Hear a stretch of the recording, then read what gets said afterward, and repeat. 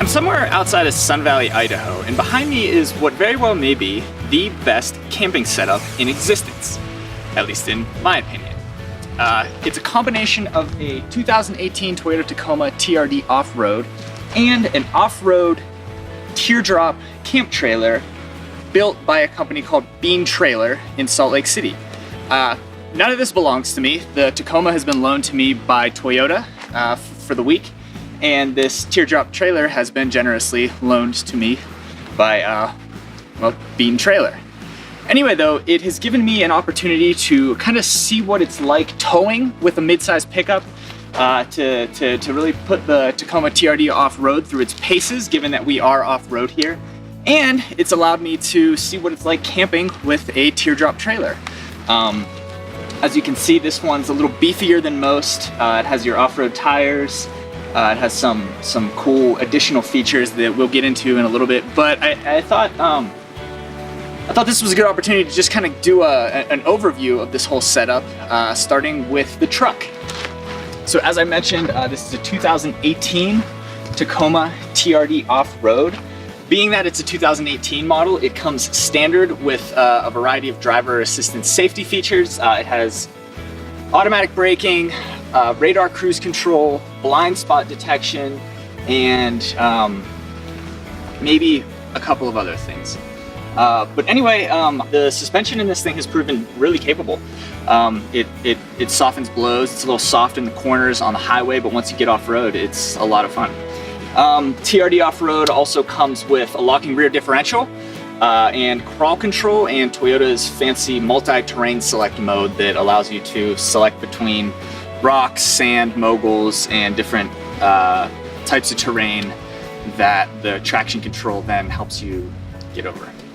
Anyway, the TRD off-road is available in this 4-door configuration and then also in the extended cab 2-door configuration.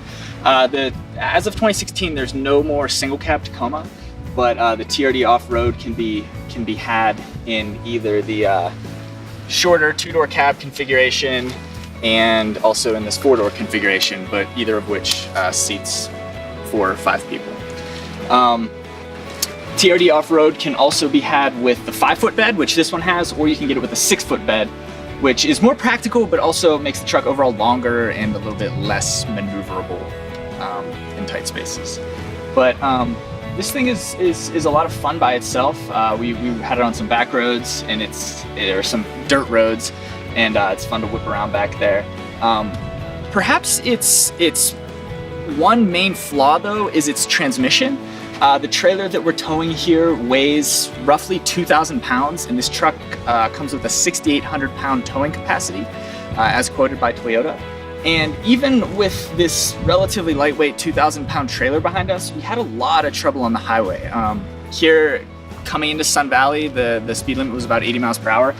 And I tried to set the radar cruise control at 80. That might have been a little ambitious given that we were towing, but nonetheless, the transmission, with cruise control set at 80 miles per hour, the transmission wanted to stay in 3rd gear the entire time.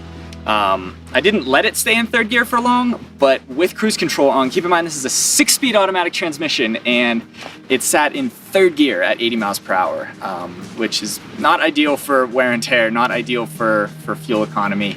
So that was a little bit frustrating. And otherwise, we found the transmission to really have a hard time settling on its desired gear. So there's a lot of shifting to 5th, shifting to 4th, shifting to 5th, shifting to 4th to 3rd, back to 4th. There's a lot of just shuffling through gears that was a little frustrating over 4 hours of driving. Anyway, speaking of towing, I thought this might be a good opportunity to look at the towing setup that you get with the Tacoma. I'm bringing it a little closer here.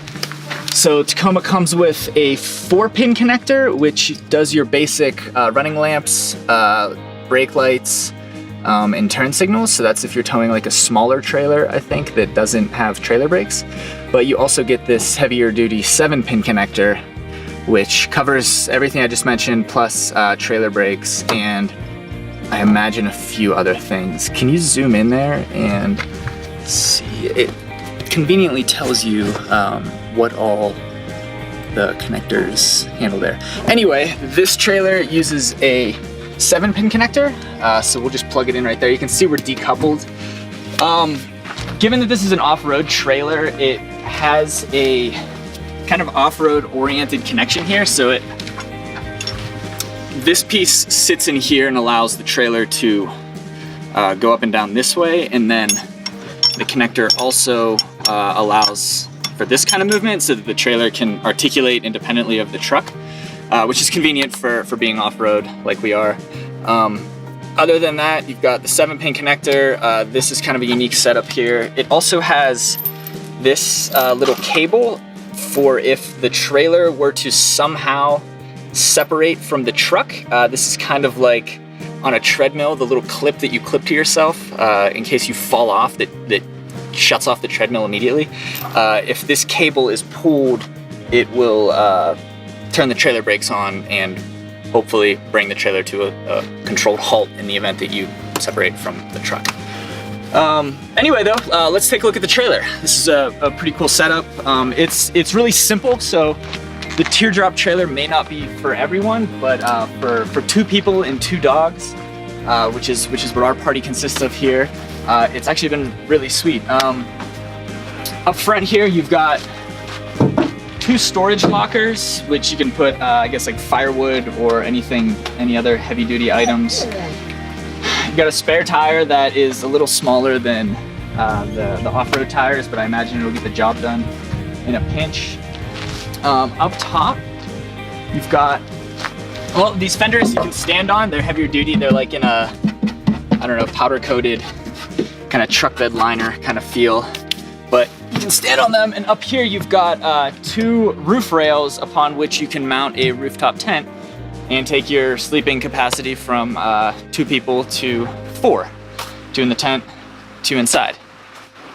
There's also a little fan up here to keep things ventilated inside. These windows open. One of the major features of this company's off-road trim level is the suspension. I'm not sure the technical details, but I'm told it's a Timbren axle, if anyone out there knows what that means. Awesome. I checked out underneath, and it seems like a little more heavy duty than your basic just solid axle setup, so that's nice. Back here is the kitchen area.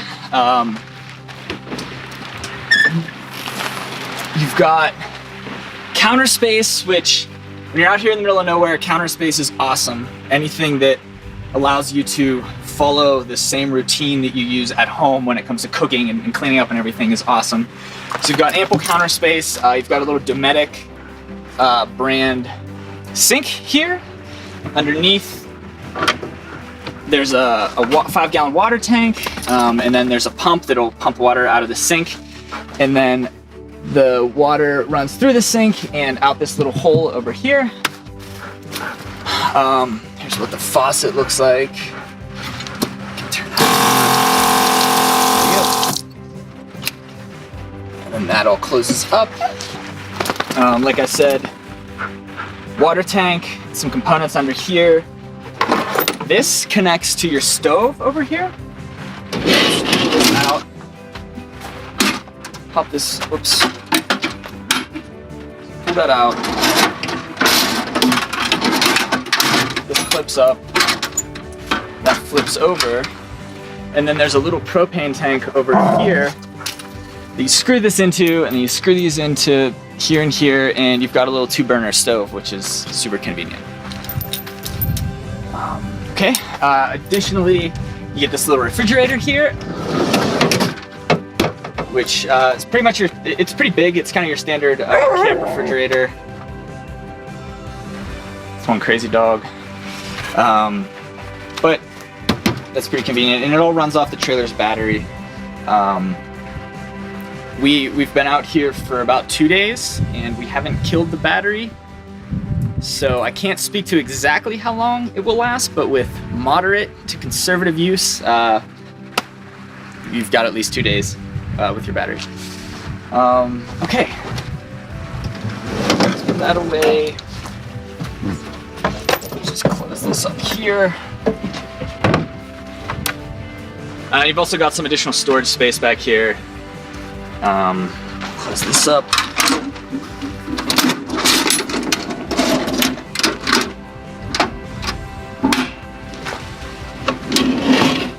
Everything's locked in by these little pins, so it won't fall out like while you're driving.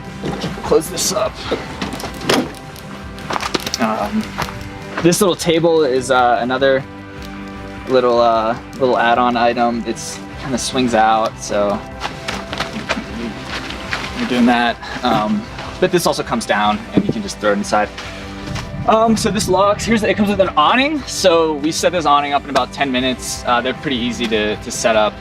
It's your standard Rhino rack awning. You probably see them on a lot of other vehicles. Anyway, inside, pretty sizable living space. We've still got our sleeping bags in there and some other stuff. Another big bonus of the camper is that you don't have to be quite so meticulous with your packing. We just kind of throw our sleeping bags and pillows and duffel bags in there. But up top, you've got some storage. There's some USB ports here that charged my phone up really quickly this morning.